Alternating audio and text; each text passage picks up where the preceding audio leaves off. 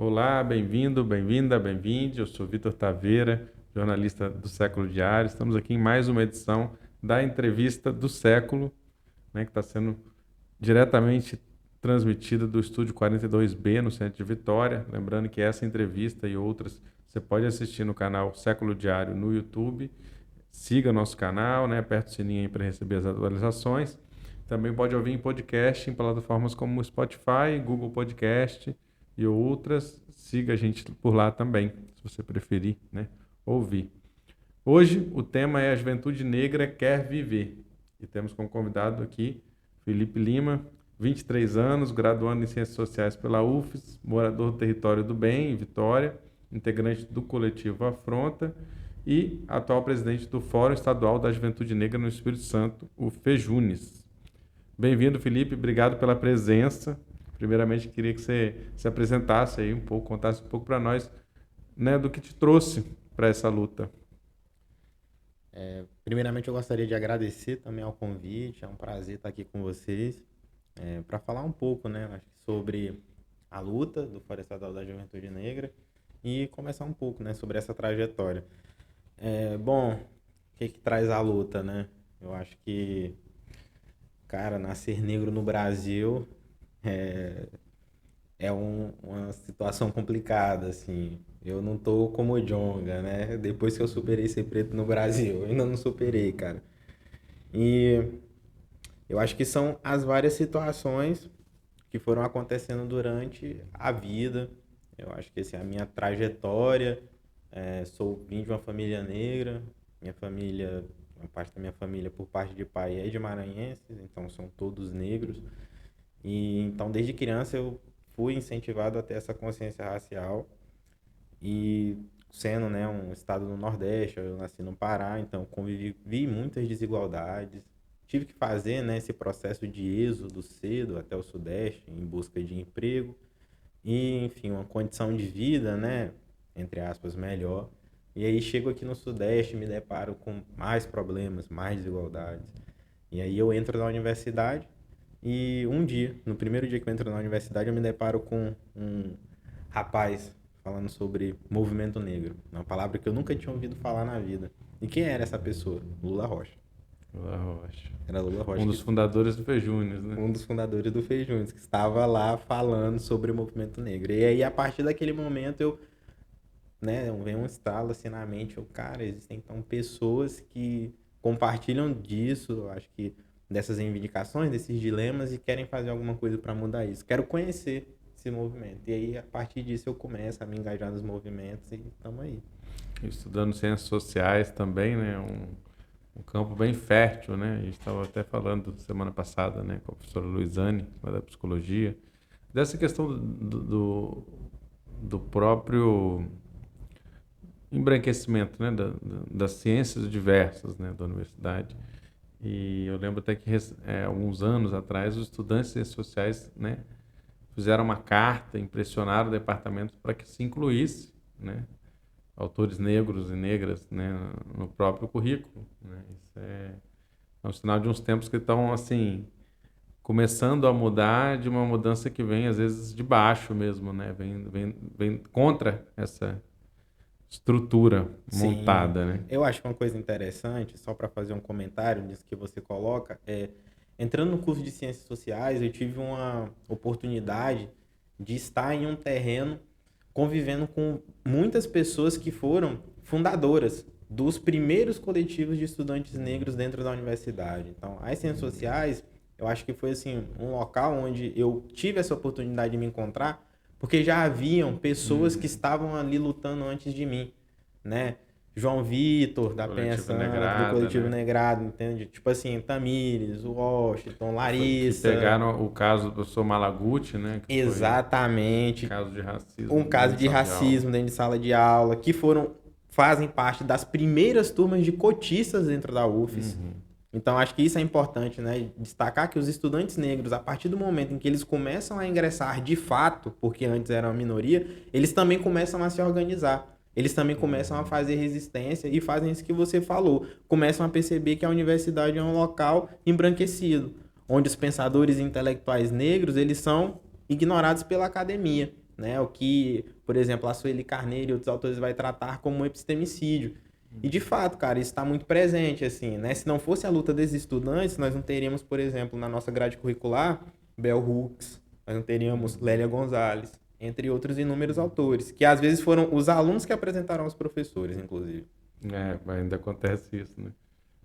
E é interessante, né? Porque você tem esse impacto para o estudante estar recebendo, né? Essas informações, né? Circulando nesse espaço da academia que tem de muita circulação realmente de conhecimento e tal. E aí tem o retorno, né? Para a comunidade, né? E aí como se dão esses diálogos, né? Entre esse conhecimento científico que o aluno, né, negro, o aluno periférico, adquire ali e como que ele retorna para dialogar com conhecimento, um conhecimento popular que está estabelecido, que tem seu valor, né, mas não é reconhecido, né, dentro desses espaços, ou é pouco, né, são mais exceções, digamos, né, que trazem isso. Cara, você coloca isso é importante porque tem sido um processo para mim e acredito que seja um processo para outros alunos que são pretos, da periferia, ou alunos que vêm de periferia, porque, de fato, existem muitos saberes sendo produzidos nesses locais, existe uma resistência ancestral nesses locais, só que quando você entra dentro da universidade, é um momento onde nós temos contato com outras formas de se relacionar com o mundo. Então, é um choque em todos os sentidos, inclusive cultural, porque essas pessoas elas tiveram uma outra trajetória de vida, elas se interessam por outras coisas, os códigos, as linguagens são completamente diferentes dos nossos, né? O olhar que eu dirijo, por exemplo, para um companheiro negro, às vezes ele é simples, mas nós conseguimos nos entender. Não precisa nem falar, né? Não precisa nem falar, mas na universidade é um outro cenário, porque é um outro tipo de estudante, um outro tipo de corpo, né, que está frequentando esse espaço e que é majoritariamente branco. Então, a primeira coisa que acontece é que todo esse conhecimento, essa bagagem cultural que nós trazemos vai ser extremamente desvalorizado dentro da universidade. Então, isso que a gente carrega é muito desvalorizado, né? Porque o que é valorizado é o supostamente científico, né? Existe, né, uma valorização também de uma outra forma, né, de se relacionar com o conhecimento. Enfim, tudo aquilo que é branco é valorizado. Tudo aquilo que é produzido por pessoas negras ou da periferia vai ser desvalorizado, né? Então, nós somos colocados contra a parede também, às vezes, né, de estar fazendo aí esse movimento, né, que às vezes ele é de estar se embranquecendo, porque a academia ela vai levar isso. Então, bater o pé e valorizar o que os nossos ancestrais fizeram, que os nossos pais, essa cultura de resistência periférica, é resistência, entende? E outra coisa, assim, que é importante é que depois que você entra dentro da universidade, ela te traz, né, o conhecimento, ele é fundamental, assim, porque você passa a ter uma possibilidade maior de agir sobre o mundo. Então, também não acho que a gente não tem que desprezar o conhecimento que é produzido ali dentro daquele espaço. Agora, não se trata também só de possuir uma formação. Acho que isso é muito importante, porque ser branco no Brasil não é só ter ensino superior, é uma série de outras coisas. Eu posso falar isso para você porque a militância ela tem me possibilitado entrar em diversos espaços de pessoas brancas e a sensação que eu tenho é sempre a mesma. De estar chegando, por exemplo, em espaço e as pessoas estarem olhando assim, cara, como assim? Sabe? A gente sabe qual é o olhar. Porque eu sei quando uma pessoa que é igual a mim, que teve uma trajetória igual a mim, tá me dirigindo nesse olhar. Porque a gente nunca teve ali. Porque os nossos corpos nunca estiveram. Entende? Existem espaços que eles não são reservados para nós. E não necessariamente é uma questão de conhecimento. É uma questão de network, de capital social, de capital cultural, que muitas vezes nós não vamos ter, porque nós não fomos preparados para isso, porque nós não estávamos fazendo o curso de inglês para fazer intercâmbio quando nós éramos adolescentes. Eu tive que começar a trabalhar com 15 anos, assim como várias outras pessoas. Tive que sair de casa com 17 para poder tentar uma vida melhor, e a universidade foi assim, uma consequência que veio, não sei pelo quê, mas aconteceu. E enquanto outras pessoas são preparadas para ter esse caminho, entende? Então, assim, não é só entrar dentro dessa universidade, são muitas outras coisas. Então, eu acho que o caminho da luta, ele é muito maior do que só as cotas. Exato. A entrada, ela já é facilitada pela condição social, mas durante o depois, esses privilégios continuam atuantes, Existindo, né? atuantes, porque a gente vai ter esses Exato. problemas, né, com a permanência, e depois nós vamos ter esse problema ao sair dessa universidade, no mercado de trabalho, porque a pessoa branca já tem um pai que conhece alguém que vai colocar essa pessoa no emprego. Tem, às vezes, trabalha no mesmo negócio, às vezes vai fazer um investimento no filho. O que é completamente diferente de nós, cara. Que muitas vezes vamos ter que se unir com os nossos pais pra gente poder tentar fazer alguma coisa, assim, sabe? É um ajudando o outro, entende? Então, assim, é outro cenário. Queria depois falar um pouco também sobre, você falou de territórios muito ricos, né, pelo que você passou, né, de família maranhense, passa pelo Pará, e o próprio território do bem aqui, né, em Vitória, um conjunto de bairros, né, que é de grandes experiências, né? Mas eu queria antes, assim, começar, né, trazendo aqui para a conversa o Fejunes, né, que você está atualmente na presidência, está realizando a 15ª Marcha contra o Extermínio da Juventude Negra. Isso significa que é uma entidade que, em um evento, né, que começaram quando você era criança ainda, né? Você tinha, quer dizer, 15 anos atrás, você tinha o quê? Uns 8 anos. Uns 8 anos de idade, né? Então, que você contasse um pouco da trajetória, né? Você falou aí do Lula Rocha, que foi um dos fundadores, com quem você teve contato, né?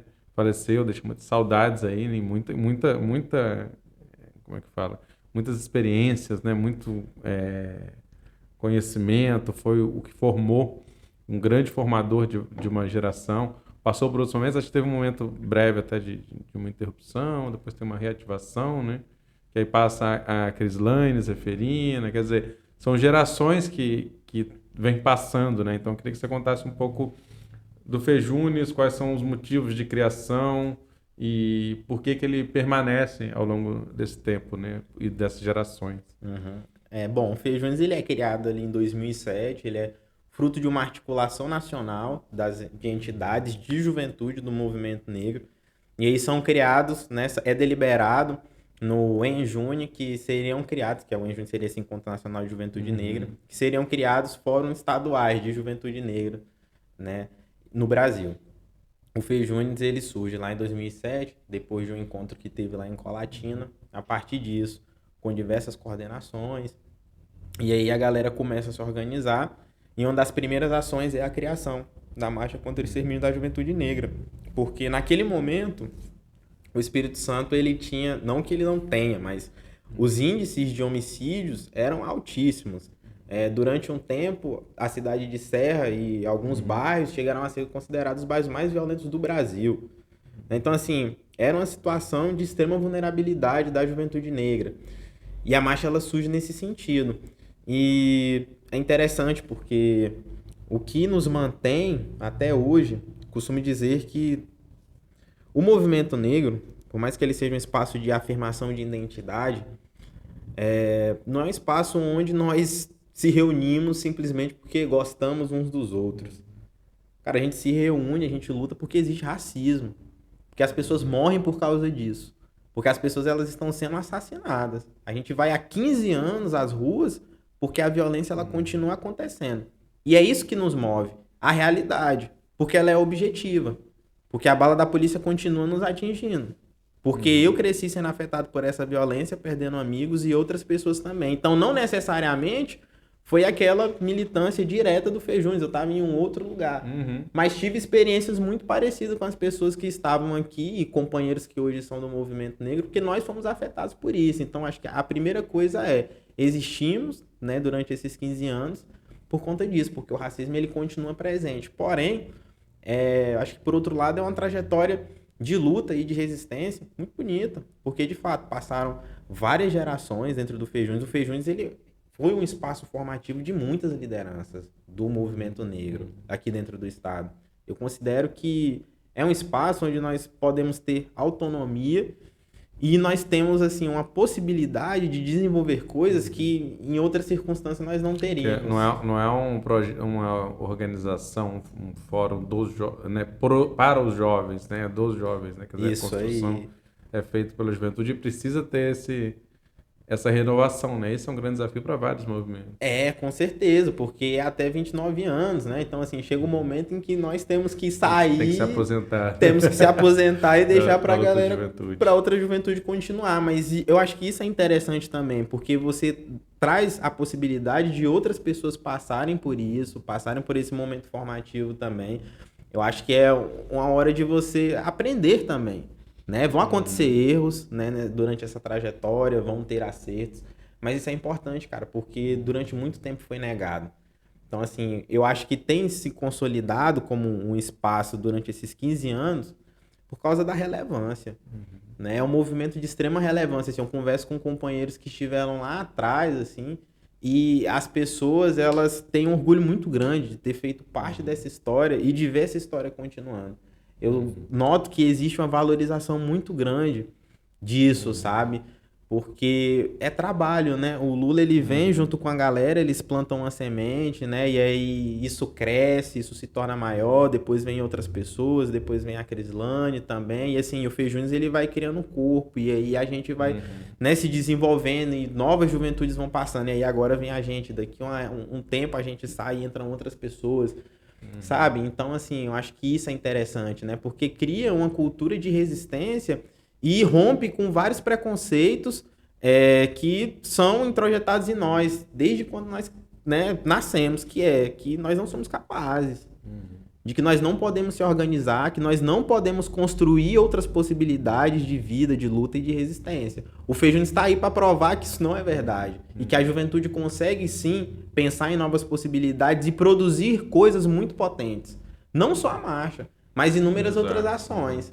Eu ia falar um pouco da marcha, queria depois saber um pouco mais, né, dessas outras ações, porque acho que é uma particularidade do Espírito Santo, né, que é o grande ato político do Dia da Consciência Negra, 20 de novembro, aqui, né, nos últimos 15 anos, tem sido essa marcha contra o extermínio da juventude negra. Quer dizer, a pauta da consciência negra é mais ampla, né, ela tem várias demandas, mas aqui, por esse movimento, né, do Fejunes, esse dia, né, tem se caracterizado por essa marcha, quer dizer, reforçando essa pauta contra o extermínio, que é uma pauta central, né, no movimento negro, que é puxada pelo Fejunes, mas também tem participação de outros grupos do movimento negro, né, que também se falou, quer dizer, não é só, né, ao diálogo com outras entidades, né, com as pessoas que têm uma experiência aí de muitos anos também. Então, eu queria que você avaliasse assim, qual que é a importância desse ato assim, aqui para o Espírito Santo, o que você enxerga de relevante, tanto em termos, né, da própria organização do movimento, como de levantar pautas e tudo mais. Certo. Olha, eu vou contar uma história. Eu gosto de contar histórias. Vou contar uma história que talvez exemplifique um pouco a importância desse momento. Essa daqui é a camisa da marcha do ano passado, né? O tema é Por Todo e Qualquer Meio Necessário. Foi realizado lá no Território do Bem. Eu sou morador do Território do Bem e tal. Aí um dia, cara, eu tinha terminado a aula, uns amigos meus foram na Rua da Lama, né? Comer alguma coisa, me chamaram, aí eu passei lá, beleza. Aí cheguei num local, tinha um rapaz trabalhando, ele me parou, e aí ele me perguntou assim, cara, você sabe o significado dessa camisa? Aí eu olhei pro cara e fiquei assim, veio a primeira pergunta. Como assim, cara? Pô, eu sou o organizador, eu estava lá quando tivemos a ideia de fazer a camisa. Como o cara tá me perguntando isso? Mas aí eu tentei entender qual era o contexto. Aí eu, sim, sei. Aí ele, pô, mano, e você é da onde? Aí eu, cara, então, eu sou morador do Território do Bem. Ah, pô, não, pô, então você é cria, pô, tá doido, mano, só queria dar gurijica ali, pá, não, tamo junto, cara, e pá, pô, foi massa isso daí, cara, caramba e tal, pô, essa camisa, pô, ficou da hora demais, velho, não, pô, é nóis, tamo junto aí. O cara, ele não me conhecia, mas ele reconhecia a camisa, e essa camisa tem um significado muito grande. Conta um pouco pra gente, pra quem tá ouvindo também, não tá vendo. Então, essa camisa aqui, ela foi uma fotografia, né, e tal, que rodou durante um tempo e ficou bem famosa, de jovens negros que eles estão utilizando camisas simulando a balaclava, né, que é, enfim, aquela para tapar o rosto, né? Que geralmente as pessoas utilizam para tapar o rosto e aparece só os olhos, né? O nome é balaclava. Eles utilizam camisas, né? Isso aqui seria uma representação do que seriam supostamente, né, traficantes. E só que eles seguram instrumentos musicais, saxofones, trompetes, trombones. Então, aqui é uma representação de que, sim, e aí vem acompanhada da frase, né, por todo e qualquer meio necessário, que a nossa luta é uma luta por mudança social de fato, né? Por uma sociedade onde esses jovens negros eles possam e tenham acesso aos instrumentos musicais que eles queiram, e que são instrumentos de música clássica, que muitas vezes é algo que nos é negado, né? E o que nos é oferecido pela sociedade, a alternativa, às vezes é a arma, né? Às vezes é uma alternativa que não é alternativa. Então, representa muita coisa. E por um cara que nasce nesse cenário de violência, que perdeu amigos, ver isso, essa ressignificação, que tem um cunho, uma crítica social muito forte, né? Isso, eu acho que isso é muito importante. A marcha é isso, sabe, cara? A marcha, ela tem a potência não só do grito no dia. Não é só o grito no dia. Né? Acho que a marcha ela tem essa ecoando, né? Ela ecoa. Ela tá para além daquele momento. É diferente de muitos outros protestos que às vezes é contra uma pauta específica. E cada ano em um território diferente, né? Tem essa... Exatamente. Ocupar territórios de negritude, né? Mais do que ficar nos mesmos circuitos restritos de sempre. Né? Com certeza, de estar levando, aproximando as pessoas disso, porque nós vivemos em um país onde não custa lembrar que ser negro não é legal. Então, existe uma dificuldade, às vezes, até de se reconhecer enquanto pessoa negra, de se valorizar, porque as figuras que nós crescemos aprendendo a ver como bonitas, como intelectuais, não são de pessoas negras, são de pessoas brancas. Então, a marcha também é esse momento dessa ressignificação, é isso que você fala. Ela ecoa muito para além daquele momento. E tá na periferia, tá em diferentes territórios, tá levando debate para isso. Porque se a população negra não estiver nesse debate com a gente, não estiver conosco na luta, infelizmente o nosso alcance ele se torna extremamente reduzido e a gente fica conversando só com uma bolha de convertidos, o que nunca foi a intenção do fórum nem da marcha. A camisa também me lembrou, vou dar aí a dica cultural aí do dia pra galera, o clipe do Suspeitos na Mira, que chama Convoca. Quem quiser jogar aí no YouTube, no Google, me lembrou um pouco essa coisa do movimento que eles estão organizando, aí tarará, e no final enfim, fica aí o suspense aí para quem quiser. E lembrei, você falou dessa coisa também do reconhecimento, muito louco, né? Que eu lembro da Thalíria Petroni, deputada federal do Rio de Janeiro, que ela falou que ela, como mulher negra, ela não era reconhecida em nenhum momento como deputada federal. Ela chegava no Congresso e aí os seguranças barravam ela. E ela tinha que mostrar, ó, tá aqui, tipo, minha carteirinha, sei lá, minha identificação de deputada federal. Isso só parou de acontecer quando ela passou a ser, por motivo de ameaças, acompanhada por seguranças. Aí tipo assim, aí era reconhecida. Tipo, olha o nível, né, da situação, assim, aquele corpo não é reconhecido como um corpo, né, que pode estar ocupando esse espaço, né. Enfim, mas aí eu queria entrar um pouco na pauta desculpa, voltando assim, a questão do Fejunos, como é que se dá essa organização dele, né? Se propõe ser um fórum da juventude negra, além da marcha, o que vocês propõem, como é que vocês se organizam, né, no Estado? Além da marcha, nós desenvolvemos uma série de outras atividades, né? A gente faz palestras em escolas, a gente tem um projeto chamado Afrocine, que a gente vai para as periferias e tal, e a gente leva filmes nacionais para a gente estar debatendo alguns filmes, às vezes, né, que não são nacionais, mas principalmente nacionais, para estar valorizando, né, tanto o cinema independente, o cinema nacional, quanto está trazendo também obras para a gente estar discutindo racismo, enfim, né, as particularidades das relações étnico-raciais no Brasil, entre outros temas que são muito caros para nós. Nós fazemos encontros, congressos e inúmeras outras atividades, né? É um fórum independente, é um fórum de juventude negra. Então, nós já passamos por, como você disse, né? Por momentos de altos e baixos, de ter mais atividades, de ter menos atividades, porque é um fórum autofinanciado. Então, assim, eu acho que isso é importante. também de ser dito, que a luta, ela também é construída através de dinheiro e de contribuição. Porque se não existe também esse apoio financeiro, infelizmente, muitas vezes não tem como você ter um projetor para você fazer a exibição de um filme. E aí a gente vai fazer a exibição na periferia desse filme, mas aí às vezes você também tem que levar ali uma pipoca, um açaí, um cachorro quente, para a galera fazer uma refeição também. Entende? Eu acho que uma coisa que a Crislane trouxe, uma frase que é dela e que ela sempre fala é: a juventude tem fome. E todas as atividades do Fejune sempre tinha alimentação.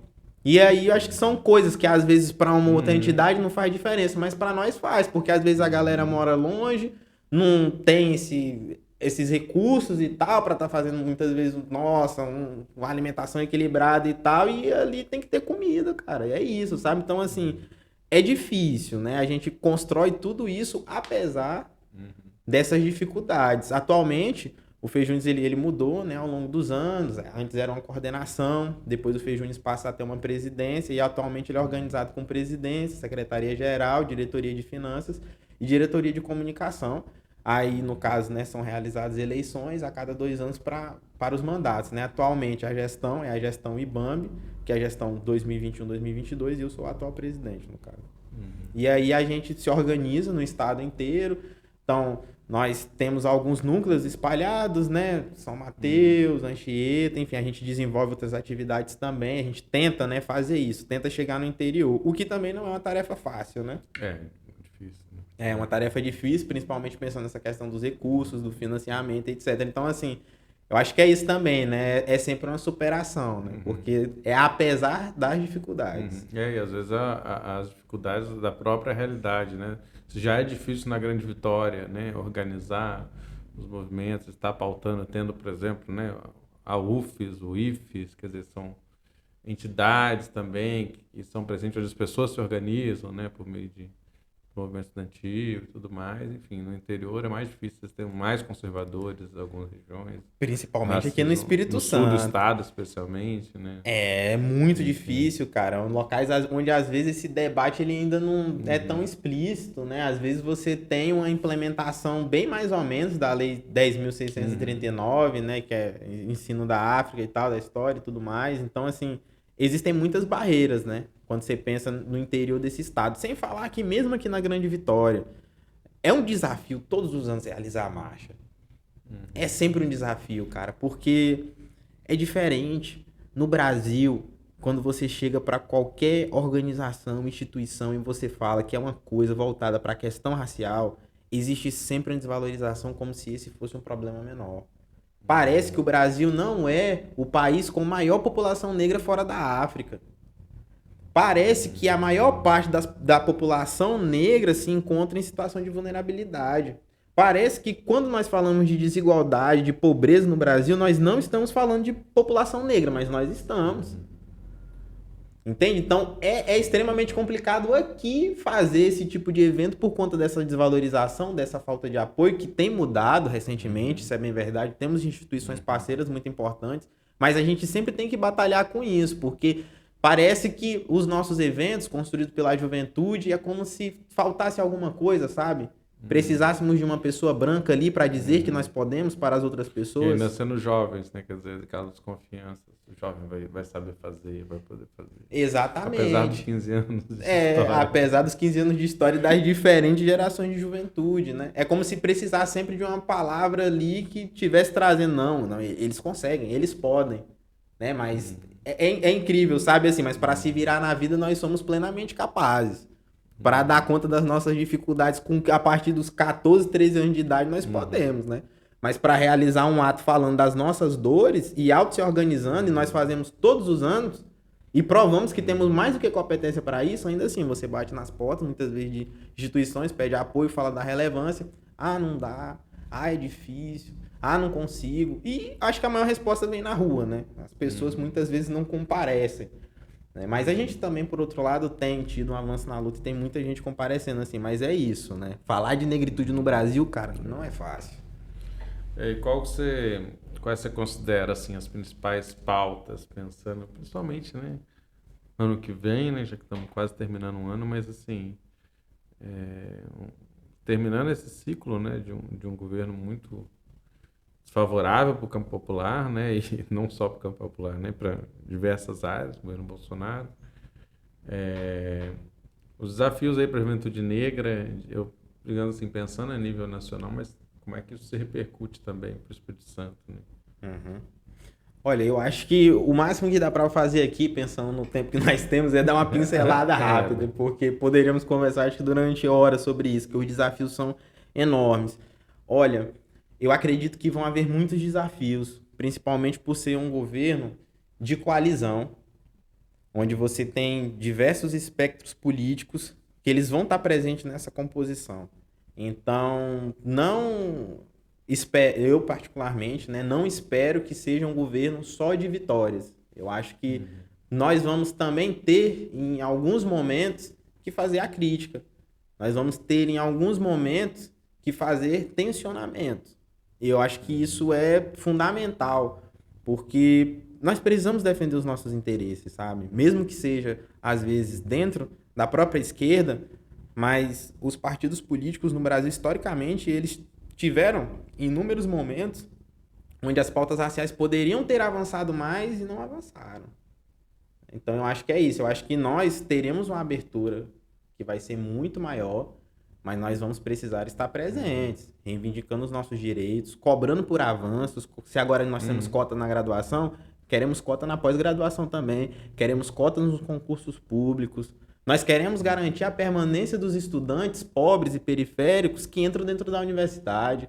Nós temos que garantir um aumento do investimento nas universidades. Temos que derrubar o teto de gastos. A PEC do fim do mundo, a gente tem que derrubar isso, é fundamental, cara. Primeiro ato do governo, isso tem que ser derrubado. Entende? E é fundamental que haja também uma retomada dentro do investimento, porque do investimento interno, né? No Brasil, porque, assim, cara, o mercado de trabalho, né, nos últimos anos, majoritariamente, né, a população negra foi colocada na condição de informalidade, principalmente com a pandemia, né? Então, assim, é extremamente necessário, né, que haja uma retomada do crescimento e o aumento do salário mínimo real. Porque sem dinheiro não tem como você fazer nada, assim. Eu quero saber do dinheiro no meu bolso para poder comprar arroz, eu quero ver a picanha e a cerveja agora no churrasco do final de semana. Entende? Votei. Vou ser o primeiro a cobrar. Eu quero ver também. Eu sou apoiador, mas eu quero ver, cara. Porque a gente precisa disso, sabe? Acho que a população, querendo ou não, essas são coisas que fazem muita diferença. Acho que às vezes esse é um ponto, né, dos movimentos sociais. Que é o seguinte, cara. Eu vim de um lugar onde eu nunca tinha ouvido falar de movimento social. Parecia sonho, assim, movimento negro. Minha família, a primeira pessoa que elas conhecem, que fazem parte de algum movimento, sou eu, né? E aí, às vezes a gente fica com um discurso vendendo um sonho. Mas, cara, a população tá passando fome. Tem gente que não tem uma casa para morar, que não tem emprego, que tá vivendo aí, se matando, trabalhando 12 horas por dia como ambulante dentro de ônibus ou em inúmeros outros trabalhos, mas mal consegue se alimentar. Então, eu acho que essa é uma pauta fundamental também, sabe? Essa retomada desse investimento interno para a gente ter um crescimento, né? Trabalhos, enfim, acho que isso tudo também passa por esse aumento do salário mínimo, investimento em educação derrubada. Eu acho que uma coisa acaba puxando a outra e a gente precisa disso.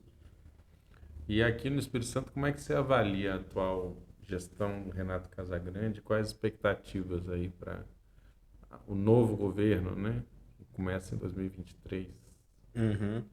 Bom, durante o período eleitoral, né, foi um período eleitoral muito tenso por conta, principalmente, né, do crescimento do Manato, né? Enfim, o Espírito Santo ele tem esse perfil muito conservador e é um estado que ele, né, nesse sentido é bem complicado, assim. O governo, né, do Renato Casagrande tem sido um governo onde, de fato, assim, existiu uma abertura, né, em determinados momentos para o diálogo. Nós temos alguns projetos importantes, como, por exemplo, a implementação do ICRJ, que é uma política relevante.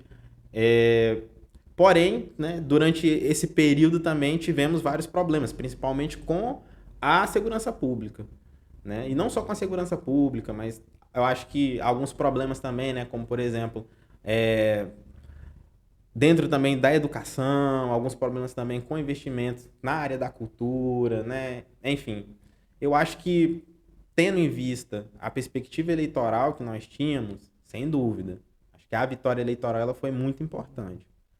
Porém, a disputa ela também continua internamente, porque nós temos muitas coisas a avançar ainda, internamente dentro do governo, assim. E falando mais Uma especificamente frente ainda mais ampla, né? Do que a do Lula. do que a do Lula, inclusive. Então, assim, na questão racial, principalmente, existe uma abertura para o diálogo, só que nós temos ainda um caminho muito grande a ser percorrido aqui dentro do Espírito Santo, assim, principalmente se tratando de investimento. Porque a gente precisa de dinheiro sendo investido, né? Palestra, infelizmente, não vai mudar o mundo, cara. A gente não, a necessidade do movimento negro não é só receber por hora de palestra, sendo que a maioria nem recebe, né? Mas vamos lá. A gente precisa de investimento, cara, entende? Em projetos que tenham como pauta principal, né, as relações étnico-raciais. Seja isso nas escolas, seja formações, seja, enfim, inúmeras outras coisas, né? E uma pauta importantíssima que está, né, hoje sendo tramitado, né, a defensoria já abriu o processo e tal, e que eu acredito que tem a possibilidade de avançar, mas a gente precisa ficar em cima e cobrar, são as câmeras nas fardas dos policiais, da Polícia Civil e da Polícia Militar. Que a Secretaria de Segurança Pública já disse que está averiguando isso, né? Que eles, enfim, que eles já estão já pensando em como que vai se dar essa implementação, só que a gente precisa saber de fato como que isso vai acontecer, se a sociedade civil vai participar desse processo, se vai ter um momento, um projeto piloto ou não, né? Então, assim, nós temos esse problema, porque esse ano, né, na verdade, né, nós tivemos inúmeros casos, como por exemplo o jovem que foi assassinado lá em São Pedro, né? Inúmeros outros casos, né? Onde, por exemplo, lá no meu bairro, a polícia, os moradores estão gravando a ação policial e os policiais, eles mandam desligar, por exemplo, o celular. Ameaçam as pessoas, jogam o celular no chão, pisam em cima. Então é isso, assim, você tem aí, né, avanços, mas você tem retrocessos, assim. Então, eu acho que a gente também vai precisar ter esse papel enquanto sociedade civil de dialogar, mas também de cobrar, né, para ver que seja, para que aconteça de fato, né, a implementação de pautas e projetos que são muito importantes, né? É porque nesse caso, por exemplo, o Tarcísio Freitas, né, eleito governador de São Paulo, em campanha, ele até falou que que era uma pauta, ele quis agradar o eleitorado da polícia, né, que ele ia tirar essa coisa da câmera, depois ele teve que voltar atrás, desconversou, né, porque estava funcionando, quer dizer, houve uma redução significativa, né, das operações letais, enfim, o resultado foi positivo socialmente, né? Então também não é é uma experiência que já está acontecendo e está trazendo resultados, né? E segurança pública acho que sempre foi uma questão muito forte, né? Todas as gestões, né, passadas aqui no Espírito Santo, às vezes tem algumas quedas, né? A gente tem tido quedas em índices, mas não é a sensação de estar realmente, né, melhorando, assim, né? E, enfim.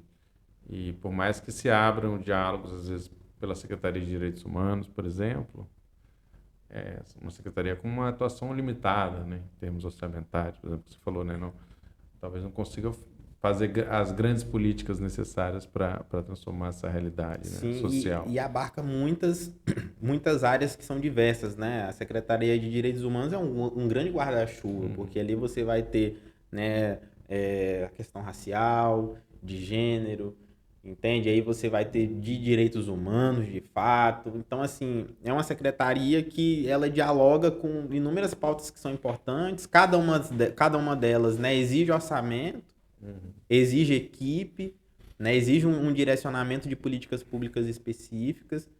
Então, assim, né, é difícil você fazer isso com um poder orçamentário limitado. Sim, porque a gente está falando de políticas em todos os setores, né? De educação, de saúde, né? Enfim, que esse olhar de assistência social, de cultura, que esteja esse olhar, né, antirracista, ou de combate a essa estrutura social e racial, professora, tem que se dar em todos e especialmente onde está o dinheiro, né? Não, Um pouco exatamente. por aí. Mas aí você falou aqui um pouco dessa política, né, de uns projetos que foi aí, talvez, né, a menina dos olhos aí do governo Casagrande, né, dessa segunda gestão dele, né, está indo para a terceira, não consecutiva, que foi a criação do Centro de Referência da Juventude, CRJs, né, dezenas, algumas iniciaram no ano passado e a maioria iniciou esse ano, né? A grande maioria, né? Na reta final, assim, do período eleitoral, em bairros justamente considerados regiões de maior incidência de violência. Teve um gestor colombiano que veio e falou isso, bairros violentados, né? Não violentos, mas violentados. Talvez seja mais apropriado, né? Como é que você avalia esse projeto? Você enxerga limitações, dificuldades nessa execução prática? A gente tem ouvido falar algumas críticas. E o que você enxerga de positivo, de um potencial desse instrumento? Uhum.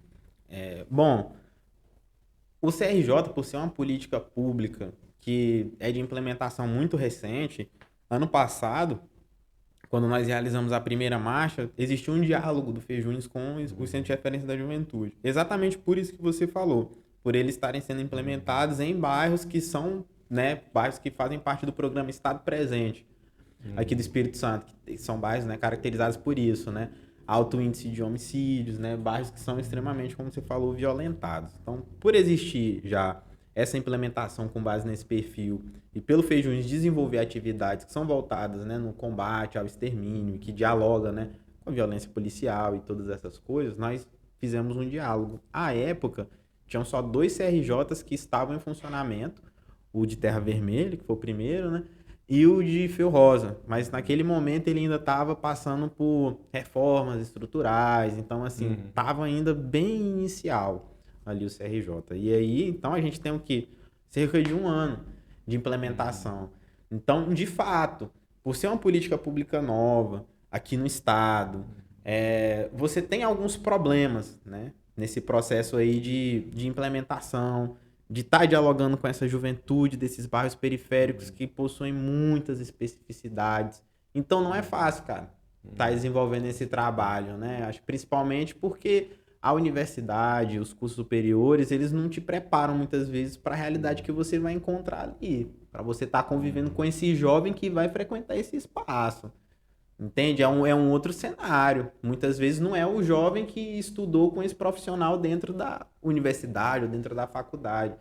Então, assim, né, existem esses problemas, né, devido ao fato de ser recente, mas também existe uma questão orçamentária que é importante destacar, porque os CRJs, né, eles possuem essa limitação, existe um investimento, etc., né, mas possui essa limitação.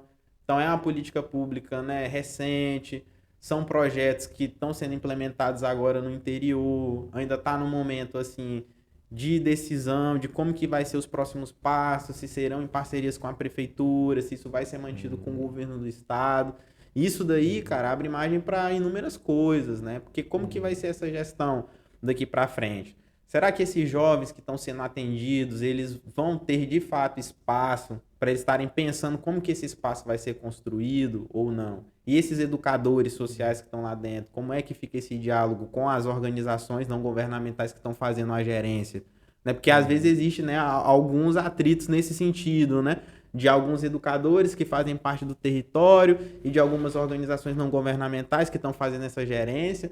Porque, de fato, cara, quem é do território ali tem uma visão bem mais completa do que uma pessoa de uma organização não governamental que teve uma formação não sei aonde, que morou, sei lá, no Rio de Janeiro ou em outro lugar e que tá vindo aqui, entende? Ou então que tá desenvolvendo inúmeros outros projetos, sabe? São perspectivas distintas, né? E, de fato, hoje ainda existem atritos e existe muita coisa em aberto.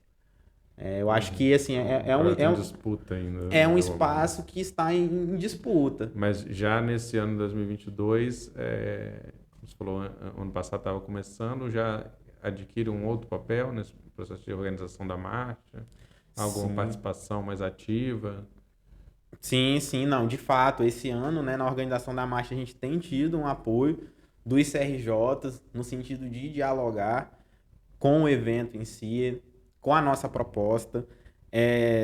Eu acredito que é complexo, porque também, né, existe aquela questão de ser um ato político, de ser um ato, né, de fato ali onde, como eu costumo dizer, você não controla a voz da juventude, cara. E o discurso, não é que ele seja um discurso impensado, um discurso que não é pensado, ou um discurso violento, não é isso, cara. É que você ali, as pessoas que sofreram violências durante a vida toda, elas vão ter espaço para poder falarem. Então sai muita coisa que está engasgada na garganta, que em outros momentos as pessoas não vão ter a possibilidade de dizer, sabe? Então, assim, eu acho que existe essas dificuldades por essas peculiaridades da marcha, mas nós estamos tendo apoio, esperamos receber os CRJs. De alguma maneira está organizando, né, conectando juventudes nesses territórios também, né? Exatamente, é um momento de intercâmbio. A gente vai ter atrações, então a gente também quer potencializar isso, trazer essa galera que está desenvolvendo um trabalho que o CRJ tem ajudado a potencializar, de fato, né, com oficinas, com cursos que são muito importantes, trazer para a marcha, para dar esse espaço para essa galera, dar uma visibilidade, né? Pagar esses artistas também, acho que essa foi uma coisa que a gente também tentou dialogar com os CRJs, né? A gente ter essa galera vindo, tendo alimentação e tal, recebendo por esse trabalho, porque é um trabalho. Também tem, então a gente tem tido um apoio nesse sentido, assim, e acredito que um bom diálogo até o momento. Eu acho que existem coisas a avançar de forma geral, né, na forma da implementação, assim, é um aparelho para a juventude no Espírito Santo, que se trata de uma juventude que se encontra em situação de vulnerabilidade. Cara, sempre vai ter algo a melhorar, né? Então eu acho que é nesse sentido, assim, mas é uma política pública muito potente e que, com certeza, cara, né, tem que ficar. Eu acho que esse é o ponto, assim, o CRJ, ele precisa continuar. Essa política pública, ela precisa continuar, precisa ter mais investimento, enfim.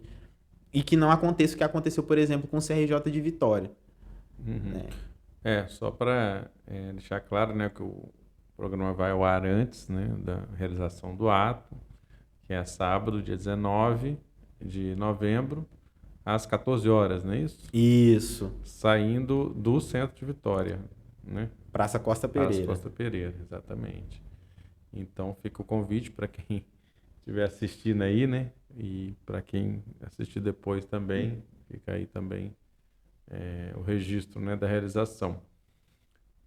Em Vitória que teve início essa política, né, do primeiro CRJ 2006, né? Outra vez você era criança ainda, né? Mas eu acho que teve um impacto muito grande, né? Eu na época era jovem, também lembro do impacto, né, que teve a criação desse Centro de Referência da Juventude, que está há 5 anos fechado, agora parece que voltaram as obras. Mas eu queria que você comentasse um pouco também disso, né? Isso foi na gestão do João Coser, né, no PT, uma série de instrumentos de juventude e tal. Como é que você vê hoje a gestão dessa política de juventude em Vitória, né, que é o seu município? Então, aqui no estado, cara, ano passado, por exemplo, nós também dialogamos com o CRJ de Vitória, porque ele é um CRJ municipal. Isso. Então, ele está funcionando, né, de maneira itinerante. Eu acho que existe uma boa vontade dos profissionais que ocupam esses equipamentos, das pessoas que estão nessa gerência. Porém, ano passado, por exemplo, eles não tinham um espaço físico, né, para estar desenvolvendo atividades, né, um recurso orçamentário muito limitado, e aí eles estavam oferecendo só algumas oficinas. Então, assim, quando a gente fica batendo nessa tecla de ter investimento, é porque sem investimento você não consegue contratar profissional. Não tem como você dar uma oficina de informática para o aluno se não tem computador. Tem como você dar uma oficina de desenho se não tem papel. E se não tem professor sendo remunerado também.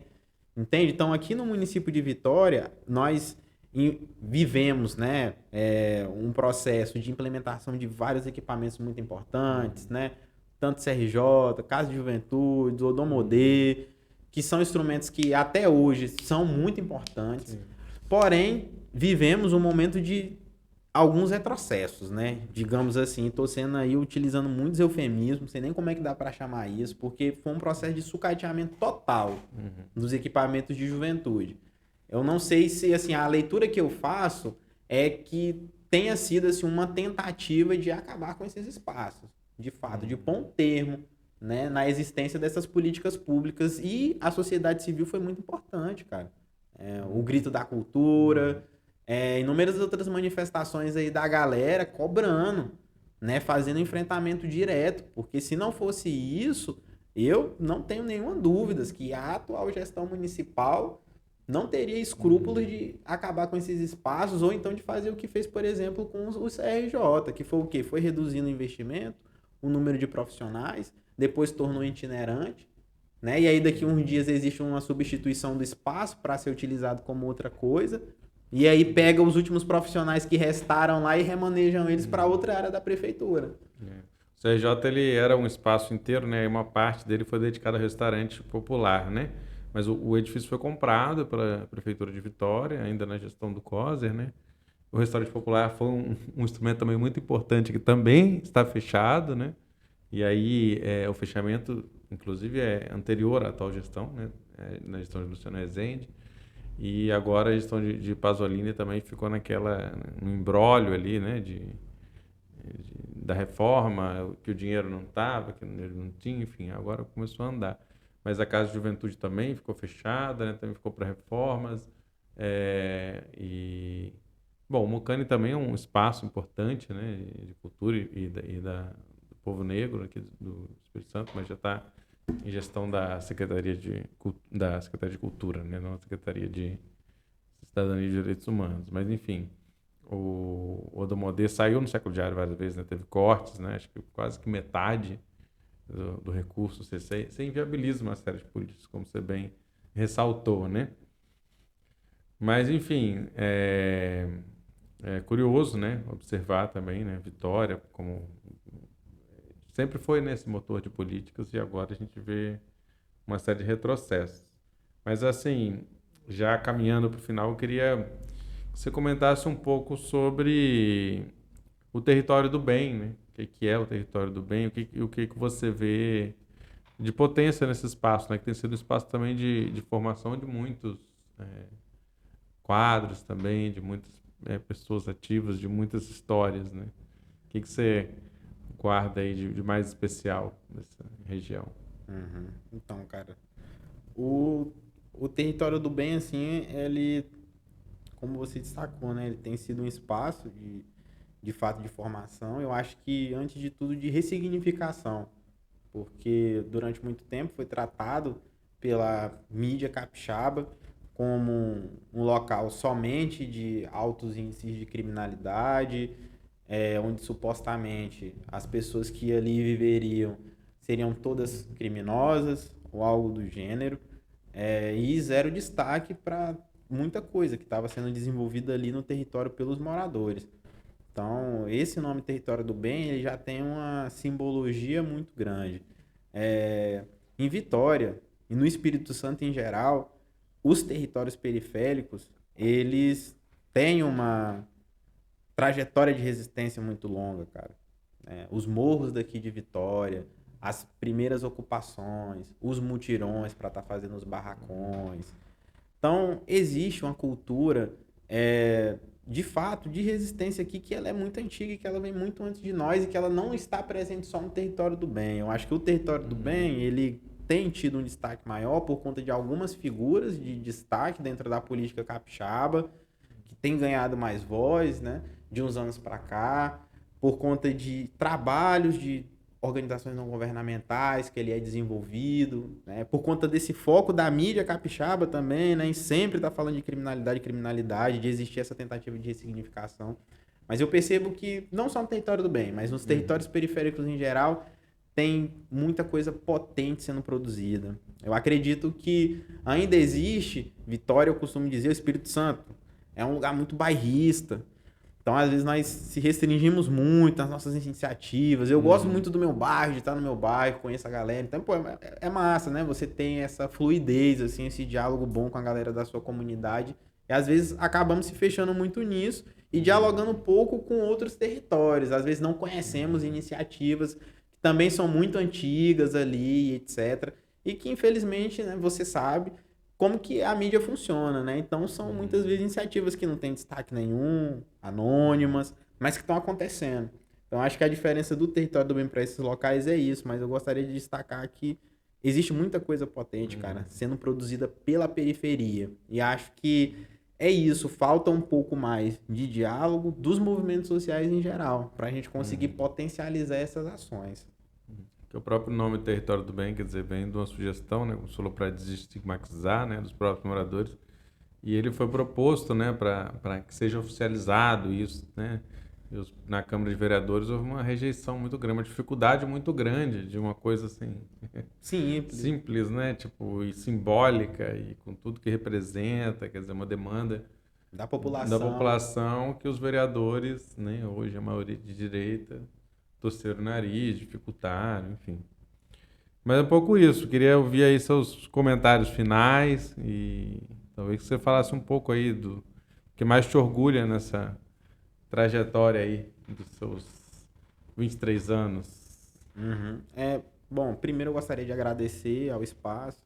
Nós estivemos aqui para estar fazendo esse bate-papo, apresentando um pouco da história do Fejunes aí para quem não conhece. Convido as pessoas a conhecerem as nossas redes sociais, no Instagram, @Fejunes, no Facebook, um site também que nós temos, fejunes.com.br. Em breve estaremos fazendo um lançamento de um documentário da marcha do ano passado, lá no Território do Bem. Então fiquem atentos, acompanhem nossas redes sociais.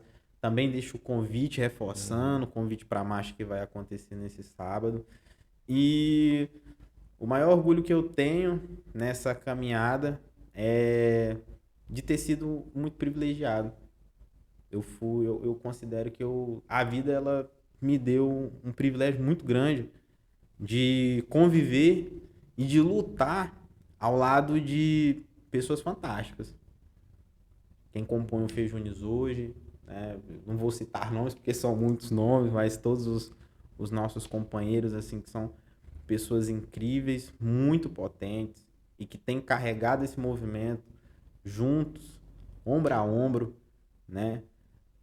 Meu maior orgulho é de ter vivido essas experiências com essas pessoas que para mim são mais do que só um movimento social, né? Nós lutamos por coisas que estão muito além disso. Eu costumo dizer que o movimento negro, ele não tem como você ter só uma dimensão ali imparcial que você vai e luta, não, cara, assim, sabe? Tá para além disso, porque você se envolve em outras medidas também, né? Porque nós sabemos da dificuldade que as pessoas passam, que as pessoas vivem, do racismo diário, todos os dias, porque é simples, né, cara? Acho que para algumas pessoas, né, que não são negras, assim, a vida é outra coisa, mas, cara, eu já sei que se eu sair, por exemplo, com a minha namorada, eu vou ouvir alguma coisa em algum momento na rua. Alguém vai me parar em algum momento e vai me falar alguma coisa. Que seja, mas vai parar e me perguntar se eu sou brasileiro. Vai me perguntar qualquer, mas vai me parar. Vai falar do meu cabelo, vai me perguntar se eu não sou baiano. Sempre tem alguma pergunta desse sentido. Então, sabe, cara, ser negro, né? E isso a gente se conecta nessas coisas e a gente tá junto. Então, isso é fantástico porque é isso, cara. Assim, não são só dores também, sabe? Nós lutamos porque o racismo existe, mas não são só dores, assim, existe muita coisa potente dessa juventude, muitos momentos que nós, através da luta e da resistência, conseguimos criar, né? Eu acho que de compartilhar, e acho que isso, para mim, sem dúvida, é o que eu carrego da luta.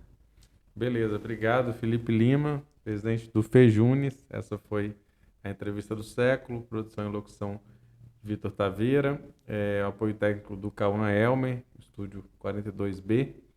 Voltamos na próxima semana com mais temas importantes aí para a gente pensar um pouco sobre o Espírito Santo e o Brasil. Então, siga o nosso canal e para saber mais notícias diárias, análises e outras informações sobre o Estado, acesse www.seculodiario.com.br. Isso aí, valeu!